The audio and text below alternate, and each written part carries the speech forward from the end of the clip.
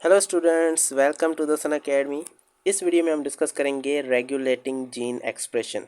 तो ये एक और टॉपिक है हमारे पास। हमने जीन एक्सप्रेशन को कंप्लीट डिस्कस कर लिया है, जिसमें ट्रांसक्रिप्शन, ट्रांसलेशन, ये दोनों प्रोसेस हमने डिटेल में जो है डिस्कस किए हैं पिछली वीडियोस में।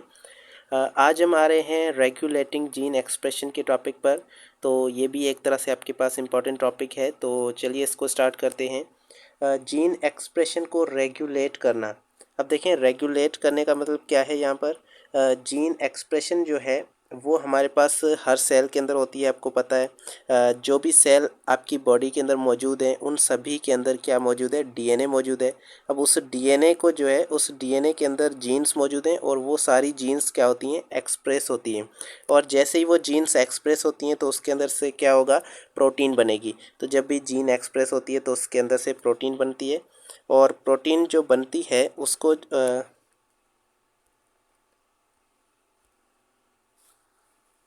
वो प्रोटीन यूज़ होती है हमारे सेल के अंदर, और डिफरेंट प्रोसेस के अंदर वो प्रोटीन जो है वो यूज़ होती है। तो अब यहाँ पर हम क्या करेंगे कि देखेंगे कि वो किस तरह से वो जीन जो है वो एक्सप्रेस हो रहे हैं। अब देखें, सारे जीन एक्सप्रेस नहीं होंगे किसी भी सेल के अंदर। एक सेल के अंदर जो डीएनए मौजूद है, उस डीएनए के अंदर बहुत सारे जीन्स मौजूद हैं। आपको पता है, आपने पढ़ा है कि एक सेल के अंदर जो डीएनए होता है, अगर उसको आप खोल के सीधा करें तो वो तकरीबन जो है 7 फीट तक डीएनए बनता है। तो इतना लंबा डीएनए जो है उसके ऊपर बहुत सारे जीन्स मौजूद होंगे, और लाखों करोड़ों की तादाद में जो जीन्स मौजूद हैं। अब वो जीन्स लाखों करोड़ों तो नहीं है, ये बहुत ज़्यादा हो गया। अ, जितने भी जीन्स उसके ऊपर मौजूद हैं वो आज तक काउंट भी नहीं किए गए हैं। लेकिन जो जीन्स उस सेल के अंदर मौजूद हैं, इतने ज़्यादा जीन्स, वो हर सेल के अंदर वो इतने सारे जीन्स एक्सप्रेस नहीं होंगे। क्योंकि एक सेल को जो है वो एक ही काम करना होता है। अब देखें, एक सेल है वो सारे काम नहीं करेगा। एक सेल जो है वो सिर्फ एक ही काम करेगा। और इसके लिए हमारे पास कॉन्सेप्ट आता है सेल डिफ्रेंसिएशन का।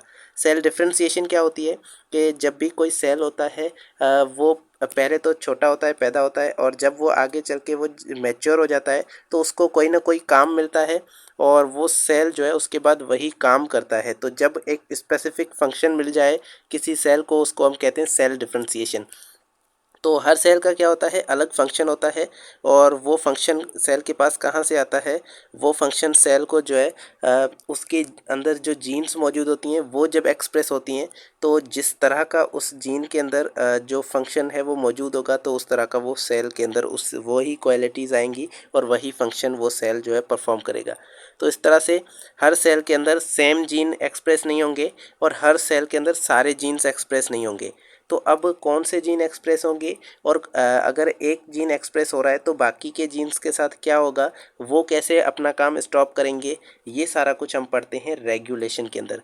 तो यहाँ पर हम पढ़ रहे हैं जीन एक्सप्रेशन की रेगुलेशन, कि कैसे जीन एक्सप्रेशन को कंट्रोल किया जाता है। तो इसमें आप समझेंगे यहाँ पर सबसे पहले लिखा है कि the cell require protein in the form of enzymes for regulating its function, development, its structure and its differentiation। Cell जो होता है उसको क्या चाहिए, सेल को चाहिए प्रोटीन्स। और किस लिए चाहिए, सेल को जो प्रोटीन्स चाहिए वो एंजाइम्स के तौर पे उसे मिलती हैं, और वो एंजाइम्स जो है उसकी फंक्शन के लिए इम्पॉर्टेंट होते हैं। साथ में उसके स्ट्रक्चर को डेवलप करने के लिए भी उसको प्रोटीन चाहिए, और उसको सेल को डिफ्रेंशिएट होने के लिए उसको एक स्पेसिफिक फंक्शन जो है वो करने के लिए भी क्या चाहिए, प्रोटीन्स चाहिए। किस शक्ल में, एंजाइम्स की शक्ल में। तो हर सेल को एंजाइम्स की शक्ल में प्रोटीन चाहिए होती हैं, और वो प्रोटीन उसके लिए इम्पॉर्टेंट होती हैं फंक्शन के लिहाज से, उसके स्ट्रक्चर के लिहाज से, और उसकी डिफ्रेंशिएशन के लिहाज से। All cells regulate synthesis of protein from the information present on DNA. सभी, ये तो आपको पता है कि सेल क्या करते हैं, उस इंफॉर्मेशन से प्रोटीन बनाते हैं जो इन्फॉर्मेशन डीएनए के अंदर मौजूद होती है। The process of turning on end of is called, turning on end of gene is called regulatory gene expression, या फिर रेगुलेटिंग जीन एक्सप्रेशन। तो वो प्रोसेस जिसके अंदर जीन को ऑन या फिर जीन को ऑफ किया जाता है, इस प्रोसेस को हम कहते हैं जीन एक्सप्रेशन की regulation. Control of gene expression भी आप कह सकते हैं। तो रेगुलेशन ऑफ जीन एक्सप्रेशन क्या है कि कौन सी जीन जो है वो ऑन होगी, कौन सी जीन ऑफ होगी। अगर हमारे पास बहुत ज़्यादा सीरीज़ ऑफ जीन मौजूद हैं तो अब उसके अंदर कौन सी जीन जो है वो एक्सप्रेस होगी और कौन सी जीन एक्सप्रेस नहीं होगी, ये हमारे पास एक सिस्टम होता है जो उसको कंट्रोल करता है। उसे हम कहते हैं जीन एक्सप्रेशन की रेगुलेशन या फिर रेगुलेशन ऑफ जीन एक्सप्रेशन। तो अब इसके अंदर क्या होगा, कुछ जीन्स जो है वो ऑन होंगी और जो जीन्स ऑन होंगी उससे क्या होगी, प्रोटीन बनेगी। कुछ जीन्स जो हैं वो ऑफ हो जाएंगी और जो जीन्स ऑफ होंगी उनसे प्रोटीन नहीं बनेगी और सिर्फ सेल के अंदर वही प्रोटीन फंक्शनल होगी जो कि हमारे ऑन ऑन वाले जीन से क्या बन रही है, प्रोटीन बन रही है। तो अब जो जीन्स ऑन होंगे उससे ही वो ही हमारे काम के होंगे, बाकी के जीन्स जो है वो काम के नहीं होंगे। अब ऐसा इसलिए है क्योंकि each cell control the gene expression according to the its requirement when and how the genes are expressed. अब ये जीन्स कब और कैसे जीन्स ये एक्सप्रेस होंगी, ये सारा कुछ जो है ये रेगुलेटरी जीन एक्सप्रेशन जो है वो कंट्रोल करता है। This control require a mechanism, इसके लिए एक पूरा मैकेनिज्म होता है जो इसको कंट्रोल करता है। Which tells the cell that when a gene is express, और ये मैकेनिज्म जो है ये सेल को बताता है कि कब जीन एक्सप्रेस होगी, मतलब कौन सी जीन और कब जीन जो है वो एक्सप्रेस करनी चाहिए, और when it will be stop, और वो जीन कब स्टॉप होगी, और जो प्रोटीन है वो अगर नहीं चाहिए तब जाके वो जीन स्टॉप होगी। अब कौन कौन सी प्रोटीन उस सेल को नहीं चाहिए, ये सारा मैकेनिज्म जो है ये हमारे पास रेगुलेटरी जीन एक्सप्रेशन कहलाता है। अब क्या हो रहा है, हमारे सेल के अंदर क्या है, बहुत ज़्यादा डीएनए मौजूद है। उस डीएनए के अंदर सिर्फ जो काम के जीन्स मौजूद हैं, वो जीन्स जो कि उस सेल के काम के लिए हैं, वो जीन्स जो उस सेल को जिन जीन्स की ज़रूरत है, जिस प्रोटीन की ज़रूरत है, सिर्फ वही जीन्स जो है वो एक्सप्रेस हों, ये काम है हमारे पास रेगुलेशन जीन एक्सप्रेशन की रेगुलेशन का। तो रेगुलेशन ऑफ जीन एक्सप्रेशन क्या है कि वो जीन्स जो कि जीन्स उस सेल को रिक्वायरमेंट है जिन प्रोटीन की, वो जीन्स सिर्फ ऑन हो और बाकी की जीन्स क्या हो, ऑफ रहें। तो ये हमारे पास प्रोसेस कहलाता है रेगुलेशन ऑफ जीन एक्सप्रेशन।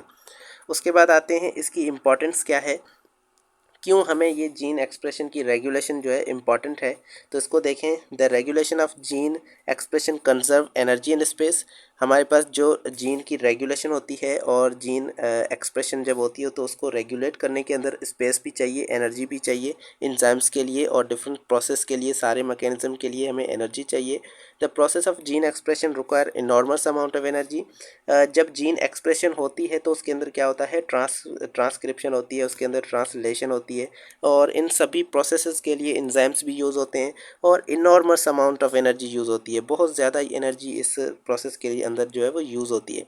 अब अगर हमारे पास ये जीन एक्सप्रेशन जो है ये बार बार होने लगे, हमारे पास हज़ारों की तादाद में जो जीन्स मौजूद हैं वो सारी जीन्स अगर एक्सप्रेस हों हर सेल के अंदर, तो इसके लिए तो हमारे पास बहुत ज़्यादा एनर्जी जो है वो चाहिए, बहुत ज़्यादा एनर्जी इसके अंदर क्या होगी, खर्च होगी।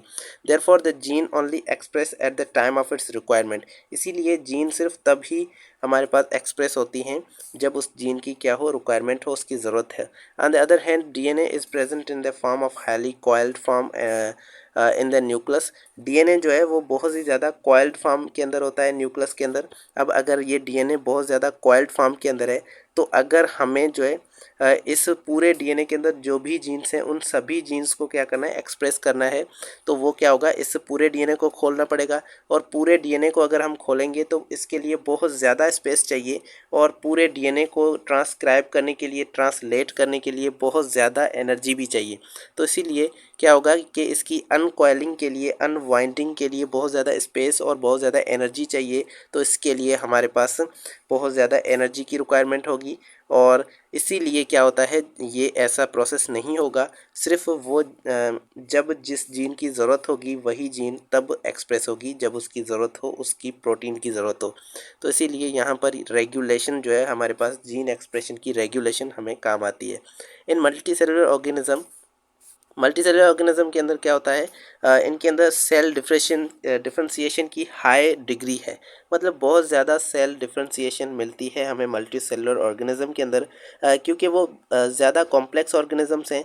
तो जैसे ही ऑर्गेनिजम्स कॉम्प्लेक्स होते हैं तो उनके अंदर फंक्शन भी बहुत ज़्यादा हो रहे होते हैं, मेटाबॉलिज्म भी बहुत ज़्यादा हो रहा होता है। तो उसके लिए डिफरेंट टाइप्स ऑफ सेल चाहिए हमें, और डिफरेंट टाइप्स ऑफ सेल वो कैसे आते हैं, सेल्यूलर डिफरेंशिएशन से आते हैं। जो भी सेल बन रहे हैं वो सेल डिफरेंट डिफरेंट फंक्शन को परफॉर्म करेंगे, और वो फंक्शन तब परफॉर्म करेंगे जब उनके अंदर उस तरह की जीन्स जो है वो एक्सप्रेस होंगी। तो due to regulation of gene expression, तो जैसे ही जीन्स एक्सप्रेस हो रही हैं उसकी रेगुलेशन हो रही है, जीन्स कंट्रोल हो रही हैं, तो उसकी वजह से हमारे पास सेल के अंदर क्या आ रहा है, डिफरेंशिएशन आ रही है। सेल के अंदर डिफरेंशिएशन किस वजह से आ रही है, जीन एक्सप्रेशन की रेगुलेशन की वजह से। All cells of multicellular organism content same genome, सारे सेल्स के अंदर क्या है, हमारे जो भी सेल्स हैं उन सभी सेल्स के अंदर सारा डीएनए तो सारा सेम ही है, हर सेल के अंदर उतना ही डीएनए होगा और सेम डीएनए होगा, मतलब कि हमारा जीनोम हर सेल का सेम है। लेकिन सेल का काम अलग अलग कैसे है, हमारे जो आँख के सेल हैं वो क्या कर रहे हैं, लाइट को डिटेक्ट कर रहे हैं, जबकि हमारे स्टमक के सेल HCl को जो है सीक्रेट कर रहे हैं। तो इन दोनों का फंक्शन डिफरेंट कैसे हो गया, क्योंकि उनके अंदर डिफरेंट जीन्स जो है वो एक्सप्रेस हुई हैं, उनके अंदर जीन रेगुलेशन हुई है। सिर्फ वो जीन्स उनके अंदर एक्सप्रेस हुई हैं जो कि उन जिनकी प्रोटीन की उन्हें ज़रूरत थी। तो इसीलिए सारे जीन्स उनके अंदर जो मौजूद हैं वो सारे जीन्स एक्सप्रेस नहीं हो सकते, इसीलिए हमारे पास जीन एक्सप्रेशन क्या है, इम्पॉर्टेंट है। उसके बाद gene regulation of gene expression also regulate normal metabolism of organism, और ये सारी जो जीन एक्सप्रेशन है ये हमारे पूरे मेटाबॉलिज्म को भी कंट्रोल कर रही है by synthesising proper activating and inhibiting factor. Proper time पे प्रॉपर एक्टिवेटिंग फैक्टर भी बना रहे हैं और प्रॉपर इनहेबिटिंग फैक्टर भी बना रहे हैं, क्योंकि कोई मेटाबॉलिज्म अगर चल रहा है तो उसको एक्टिवेट करने के लिए भी हमारे पास कुछ फैक्टर होते हैं, और उसको रोकने के लिए, इनहेबिट करने के लिए भी फैक्टर होते हैं। ये सारे फैक्टर करेक्ट टाइम पे जीन एक्सप्रेशन से बनते हैं। If this regulatory process of gene expression is disturbed, metabolic disorders and other genetical disorder take place. तो जैसे ही ये जीन रेगुलेशन का प्रोसेस अगर स्टॉप होगा, डिस्टर्ब होगा, तो हमारे मेटाबॉलिक डिसऑर्डर्स होंगे, हमारा मेटाबॉलिक प्रोसेस भी डिस्टर्ब होगा, और जेनेटिकल भी हमारे पास डिस्टर्बेंस क्रिएट होगी, कि डिसऑर्डर्स होने लगेंगे हमारी जेनेटिक के अंदर, हमारी जीन्स के अंदर डिसऑर्डर्स होंगे। जैसे कि कैंसर है हमारे पास, कैंसर के अंदर सेल क्या करते हैं, एब नॉर्मली ग्रोथ करना लग जाते हैं, क्योंकि उनके जो जीन्स होते हैं वो जीन्स रेगुलेट नहीं होते, बल्कि वो अपना फंक्शन परफॉर्म करते रहते हैं और प्रोटीन सिंथेसिस होती रहती है, और जीन्स जो है वो ऑफ नहीं होते। तो जब जीन्स ऑफ नहीं होंगे तो क्या होगा कि प्रोटीन सिंथेसिस होती रहेगी, और प्रोटीन सिंथेसिस होगी तो क्या होगा कि वो सेल जो है एब नॉर्मली ग्रोथ करेंगे, और इसे हम कैंसर कहते हैं। लाइसोसोमल डिसऑर्डर के अंदर क्या होता है, हमारे जो लाइसोसोम होता है, हमारे सेल्स के अंदर लाइसोसोम होता है, वो उसी सेल को क्या करता है, डिस्ट्रॉय करता है, डाइजेस्ट कर देता है। ये डिसऑर्डर भी हमारे पास जेनेटिकल है, ये भी हमारे जीन्स की वजह से हो रहा है। Liver perform it's functions of alcohol removal. आपको पता है लिवर क्या करता है, अल्कोहल को रिमूव करने के लिए अपना काम करता है, ब्लड स्ट्रीम से अल्कोहल को रिमूव करता है। और ये कैसे रिमूव करता है, for this liver has to express the gene of enzyme called alcohol dehydrogenase. इसीलिए एंजाइम इसके पास एक ऐसे सेल्स होते हैं जो कि एक एंजाइम को प्रोड्यूस करते हैं, उस एंजाइम का नाम है अल्कोहल डीहाइड्रोजिनेज। अब ये एंजाइम लिवर के सेल प्रोड्यूस कर रहे हैं, और क्यों कर रहे हैं, क्योंकि उन सेल्स के अंदर जो डीएनए मौजूद है उसके अंदर वो जीन एक्सप्रेस हो रहे हैं जो कि इस एंजाइम को बनाने के लिए इसको बनाने के लिए एंजाइम्स बनाते हैं। तो वो इस एंजाइम के जो जीन्स हैं वो उन सेल के अंदर एक्सप्रेस हो रहे हैं। अब ये सारे सेल्स के अंदर क्यों नहीं हो रहे, बॉडी के सारे सेल्स के अंदर क्यों नहीं हो रहे, ये हमारे जीन रेगुलेशन की वजह से हो रहा है। दिस एंजाइम ब्रेक्स अल्कोहल, ये एंजाइम जो है अल्कोहल को ब्रेक डाउन करता है नॉन टॉक्सिक सब्सटेंस के अंदर, but RBC can not do it. जबकि हमारे सेल के जो आरबीसी हैं वो इस अल्कोहल को क्या करते हैं, इस अल्कोहल को ब्रेक डाउन नहीं कर पाते हैं। अब ऐसा क्यों है, क्योंकि आरबीसी जो सेल्स हैं, रेड ब्लड सेल हैं, उनके अंदर भी पूरा डीएनए होगा, तो ये जो जीन्स हैं ये उनके अंदर भी मौजूद होते हैं, लेकिन ये जीन्स उनके अंदर एक्सप्रेस नहीं होते हैं। तो इसीलिए ये क्यों हो रहा है, ये भी हमारे पास जीन एक्सप्रेशन की वजह से हो रहा है। सिर्फ लिवर के सेल के अंदर ही वो जीन्स एक्सप्रेस हो रहे हैं, इसीलिए लिवर के सेल्स के अंदर ही अल्कोहल डीहाइड्रोजिनेज एंजाइम बन रहा है, और अल्कोहल को तोड़ रहा है, ब्रेक डाउन कर रहा है। तो इसीलिए सिमिलरली जो लिवर के सेल हैं वो ऑक्सीजन को कैरी आउट नहीं कर सकते, जबकि हमारे रेड ब्लड सेल जो है वो ऑक्सीजन को कैरी आउट कर सकते हैं। क्योंकि रेड ब्लड सेल का काम क्या है, उनका सेल रेड ब्लड सेल का काम है ऑक्सीजन को कैरी आउट करना, तो इसीलिए रेड ब्लड सेल जो है वो ऑक्सीजन को कैरी आउट करते हैं, जबकि लिवर का सेल जो है वो ऑक्सीजन को कैरी आउट नहीं कर सकता, क्योंकि उसके अंदर वो जीन्स जो हैं वो क्या है, एक्सप्रेस नहीं हुई है। तो इसीलिए वो हेमोग्लोबिन को नहीं बना सकता, और हेमोग्लोबिन को नहीं बनाएगा तो वो ऑक्सीजन को कैरी आउट नहीं करेगा। तो लिवर का सेल ऑक्सीजन को क्यों नहीं कैरी आउट करता, क्योंकि उसके अंदर जो हेमोग्लोबिन प्रोटीन को बनाने के लिए जो जीन्स हैं वो एक्सप्रेस नहीं हुई है, और ये क्या कर रहे हैं, जीन रेगुलेशन कर रही है इसीलिए। तो ये जीन रेगुलेशन की हमारे पास क्या है, पूरी इम्पॉर्टेंस है जीन रेगुलेशन की। अब हम आते हैं मेथड ऑफ जीन रेगुलेशन पे। अब देखें, हमने अब तक पढ़ा कि जीन रेगुलेशन क्या होती है और इसकी इम्पॉर्टेंस क्या है। अब हम देखते हैं कि जीन रेगुलेशन होती कैसे है, इसका मेथड क्या है, इसका मैकेनिज़्म क्या है। तो gene regulation of gene expression take place in two ways. ये एक्चुअली दो वेज के अंदर जीन की रेगुलेशन होती है, पॉजिटिव सेंस और negative sense, positive gene regulation and negative gene regulation. अब क्या होता है कि हमारे पास कुछ ऐसे प्रोटीन होते हैं, स्पेसिफिक प्रोटीन होते हैं, जिन्हें हम कहते हैं एक्टिवेटर्स, और ये क्या करते हैं, ये हमारे पास जीन को एक्सप्रेस करवाते हैं। जीन को ये क्या करते हैं, जीन को एक्सप्रेस करवाते हैं, और जीन को हम कह सकते हैं कि जीन को क्या करते हैं, ऑन करते हैं। तो वो प्रोटीन्स जो कि जीन को ऑन करती हैं और उन्हें हम एक्टिवेटर्स कहते हैं, और ये इन एक्टिवेटर्स की वजह से जो जीन ऑन या फिर ऑफ हो रहे हैं, और सॉरी ऑन हो रहे हैं, तो ये क्या, ये रेगुलेट हो रहे हैं, जीन की रेगुलेशन हो रही है, और इस तरह की रेगुलेशन को हम क्या कहते हैं, positive gene regulation. Positive gene regulation क्या है, इसके अंदर जीन्स को ऑन किया जाता है, और जीन ऑन कैसे होंगे, जीन एक्टिवेट कैसे होंगे, कुछ एक्टिवेटर्स की वजह मदद से, और ये एक्टिवेटर्स एक्चुअली प्रोटीन्स हैं। उसके बाद है negative gene regulation. Negative gene regulation भी ऐसे ही होती है, कुछ स्पेसिफिक प्रोटीन होते हैं, कुछ स्पेसिफिक रेगुलर प्रोटीन है, रेगुलेटर प्रोटीन, ये क्या करते हैं, इन्हें रिप्रेसर कहा जाता है। रिप्रेसर क्या, ये जो है सप्रेस कर देती हैं जीन को ऑफ कर देती है। और किस तरह से ऑफ करेंगी, ये डिफरेंट तरह से जीन को ऑफ कर देती हैं, मुख्तलिफ स्टेज पे, जैसे ट्रांसक्रिप्शन के लेवल पे, हम पोस्ट ट्रांसक्रिप्शन के लेवल पे, या ट्रांसलेशन के लेवल पे ये जीन को क्या कर देंगी, स्टॉप कर देंगी। और जब जीन स्टॉप होगा तो प्रोटीन नहीं बनेगी और जीन ऑफ हो जाएगी, इसे हम कहते हैं नेगेटिव जीन रेगुलेशन। तो इस तरह से प्रोटीन जो होते हैं वो एक्टिवेटर्स भी होते हैं, कुछ प्रोटीन जो है रिप्रेसर होते हैं, और ये क्या करते हैं, एक्टिवेटर्स जीन को ऑन करते हैं, जबकि रिप्रेसर जीन को ऑफ कर देते हैं, जिसकी वजह से जीन रेगुलेशन होती है, मतलब कि जीन ऑन या फिर ऑफ होता है। अब यहाँ पर एक एग्जांपल है हमारे पास यूनिसेलुलर बैक्टीरिया का, जो कि ई कोलाई बैक्टीरिया है। ई कोलाई बैक्टीरिया क्या करता है कि ये हमारे पास मेटाबॉलिक और अपने बायोसिंथेटिक जो पाथवेज हैं वो रेगुलेट करता है जीन की वजह से, कि अपने जो मेटाबॉलिक पाथवे हैं वो चेंज करता रहता है।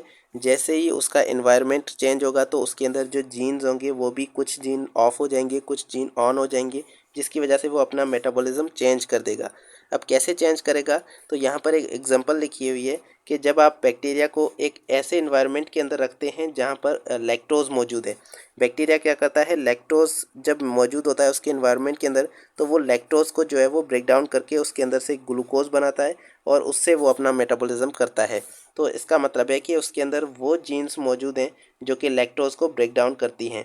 तो लैक्टोज को ब्रेक डाउन करने वाली जो जीन्स हैं वो उनको क्या कर देता है, ऑन कर देता है। अब पहले अब यहाँ पर क्या हुआ, हमारे पास जो लैक्टोज को ब्रेक डाउन करने वाले जीन्स थे वो ऑन हो गए जब इन्वायरमेंट के अंदर लैक्टोज मौजूद था। अब दोबारा जब उसको प्लेस किया गया ऐसे इन्वायरमेंट के अंदर जहाँ पर लैक्टोज मौजूद नहीं है, तो फिर से वो उनके अंदर जो लैक्टोज को ब्रेक डाउन करने वाले जीन्स थे वो क्या हो गए, ऑफ हो गए। तो अब यहाँ पर ये लैक्टोज को ब्रेक डाउन नहीं करता, कोई और डाइसैकराइड अगर हम पुट करेंगे तो वहाँ पर वो उसको जो जीन्स उसको ब्रेक डाउन करने वाले जो जीन्स होंगे वो एक्सप्रेस हो जाएंगे, वो ऑन हो जाएंगे। तो इस तरह से वो जीन्स को ऑन या फिर ऑफ कर रहा है, मतलब कि जीन की रेगुलेशन कर रहा है। जब आप उसको लैक्टोज उसके अंदर उसके एनवायरनमेंट के अंदर लैक्टोज को पुट करते हैं तो वो लैक्टोज की मेटाबॉलिज्म करता है। जब आप कोई और डाइसैकराइड पुट करते हैं तो वो उसकी मेटाबॉलिज्म करता है, उसकी ब्रेक डाउन करता है। ये तो हो गई यूनिसेलुलर के अंदर। जबकि मल्टी सेलुलर के अंदर थोड़ी एडिशनल कैपेसिटी होती है, वो जीन एक्सप्रेशन डिफरेंट वेज के अंदर करते हैं और बहुत ज़्यादा कॉम्प्लेक्स जीन एक्सप्रेशन होती है मल्टी सेलुलर के अंदर। इंसान के अंदर तो और ज़्यादा कॉम्प्लेक्स होगी जीन की एक्सप्रेशन, जिसको हमारी स्टडी से ही वो बहुत ज़्यादा हाई लेवल की है, मतलब कि वो हाई लेवल की साइंटिस्ट ही उसको स्टडी कर पाएंगे, हमारी लेवल की वो नहीं है। तो जीन एक्सप्रेशन के लिए यहाँ पर आपके पास सिंपल जो है वो कुछ लिखा है कि sequential activation of specific genes in different regions of the embryo drive the development of embryo and formation of different tissues and cell types। हमारे पास क्या होता है कि जो एम्ब्रियो जब डेवलप हो रहा होता है तो उस एम्ब्रियो के अंदर क्या होता है, सीक्वेंशियल जीन एक्टिवेट हो रही होती हैं। मतलब कि उस एम्ब्रियो के अंदर जो भी सेल्स मौजूद हैं उन सेल्स की क्या होगी, सीक्वेंस के अंदर मतलब डिफरेंट डिफरेंट जीन्स जो है उनके अंदर एक्सप्रेस हो रही होंगी डिफरेंट टाइम पे, जिसकी वजह से उनके अंदर जो सेल हैं वो डिफरेंट डिफरेंट फंक्शंस करेंगे और डिफरेंट टिश्यूज़ के अंदर वो बनते जाएंगे। तो इस तरह से डिफरेंट डिफरेंट टिश्यूज़ वहाँ पर बनेंगे। और वो टिश्यूज़ कैसे बन रहे हैं, वो इसलिए बन रहे हैं क्योंकि वहाँ पर जो स्पेसिफिक जीन्स हैं वो एक्टिवेट होते जा रहे हैं, जीन्स क्या आ रहे हैं, ऑन हो रहे हैं। तो ये जीन्स जैसे ही ऑन होते जा रहे हैं तो वैसे ही प्रोटीन बन रही है और वैसे फंक्शंस वहाँ पर परफॉर्म हो रहे हैं। तो एम्ब्रियो एक हमारे पास बड़ा एग्जांपल है जीन रेगुलेशन का, जिसके अंदर जीन रेगुलेट हो रहे हैं। जीन स्पेसिफिक पहले क्या थे, ऑफ थे, अब वो ऑन होते जा रहे हैं, जिसकी वजह से डिफरेंट सेल के टाइप बन रहे हैं और सेल के टिश्यूज़ के टाइप और सेल के टाइप बन रहे हैं। In this cell DNA remain in nucleus. Some of its regions genes transcribe into RNA, which transport out into the nucleus into the cell where ribosome translate into the protein। इन cells के अंदर actually क्या हो रहा है कि DNA तो पहले भी मौजूद था, अब भी मौजूद होगा, लेकिन उनके अंदर सिर्फ क्या हो रहा है कि वो डीएनए ट्रांसक्राइब होकर आरएनए के अंदर और आरएनए आगे चल के साइटोप्लाज्म के अंदर जाकर प्रोटीन के अंदर चेंज हो रहा है कि वहाँ पर प्रोटीन बन रही है। तो जैसी जीन्स वहाँ पर एक्सप्रेस हो रही हैं वैसी वैसी वहाँ पर प्रोटीन बन रही है और वैसे वैसे सेल के टाइप्स हमें वहाँ पर देखने को मिल रहे हैं। तो एम्ब्रियो के अंदर बहुत ज़्यादा जो है जीन्स, डिफरेंट जीन्स एक्सप्रेस होती रहती है, जिनकी वजह से वो एम्ब्रियो के अंदर डिफरेंट चेंजेस आती हैं और वहाँ पर जाके आगे चल के हमारे पास बहुत ज़्यादा टाइप्स ऑफ सेल वहाँ पर बनते हैं। अब लास्ट में हमारे पास जो है वो इस पैराग्राफ के अंदर एक बात हमारे पास लिखी हुई है जो कि बहुत सिंपल है। आपको ये समझना होगा कि जीन जो एक्सप्रेशन होती है यूकैरियोट के अंदर या फिर हायर लेवल के एनिमल्स के अंदर, उनके अंदर क्या होता है कि जीन एक्सप्रेशन, जीन जो रेगुलेशन है वो कहीं पर भी हो सकती है, जीन कहीं पर भी ऑन या ऑफ हो सकते हैं। तो यहाँ पर लिखा है कि या तो वो पहले जब ट्रांसक्रिप्शन होने वाली है उनके ट्रांसक्रिप्शन के दौरान होगा कि जीन कोई बंद हो जाए, ऑफ हो जाए, या कोई जीन ऑन हो जाए, और जिसकी वजह से वो ट्रांसक्रिप्शन के अंदर जो आरएनए बनेगा उस आरएनए के अंदर वो जीन नहीं आएगी और आरएनए के अंदर नहीं आएगी तो उससे प्रोटीन नहीं बनेगी। कि वहाँ पर क्या हो रहा है, रेगुलेशन हो रही है। जीन रेगुलेशन कहाँ पर हो रही है, ट्रांसक्रिप्शन पे हो रही है। तो जब ट्रांसक्रिप्शन की लेवल पे जब जीन की रेगुलेशन होती है तो उस रेगुलेशन को हम कहते हैं एपिजेनेटिक लेवल। एपिजेनेटिक लेवल का मतलब है कि वो कहाँ पर हो रही है, जब हमारे पास डीएनए अभी ट्रांसक्राइब नहीं हुआ है, ट्रांसक्रिप्शन से पहले जब हमारे पास रेगुलेशन हो रही है जीन की तो वो रेगुलेशन कहलाती है एपिजेनेटिक लेवल। और अगर हमारे पास जब ट्रांसक्रिप्शन हो रही है, आरएनए बन रहा है, तो उसके अंदर जीन ऑन या फिर ऑफ हो रही है तो उसे हम कहते हैं ये किस लेवल पे हो रही है, ट्रांसक्रिप्शन लेवल पे हो रही है। अगर ट्रांसक्रिप्शन के बाद हो जाए कि मैसेंजर आरएनए बन चुका है, अब उसके अंदर कोई जीन ऑन या ऑफ हो तो वो हमारे पास कहलाती है पोस्ट ट्रांसक्रिप्शन लेवल। और उसके बाद अगर हमारे पास ट्रांसलेशन के लेवल पे अगर जीन की रेगुलेशन हो तो वो क्या कहलाती है, ट्रांसलेशन लेवल। या फिर जब प्रोटीन हमारे पास बन जाती है, अब उस प्रोटीन के अंदर कुछ चेंजेस जो है वो आने लगे तो वो हमारे पास पोस्ट ट्रांसक्रिप्शन लेवल पे जीन की रेगुलेशन कहलाती है। तो इस तरह से ये हमारे पास जीन की रेगुलेशन का टॉपिक था। होपफुली ये आज का टॉपिक आपको पसंद आया होगा। नेक्स्ट वीडियो में मिलते हैं और नेक्स्ट वीडियो में हम नेक्स्ट टॉपिक को पढ़ेंगे। Thank you so much.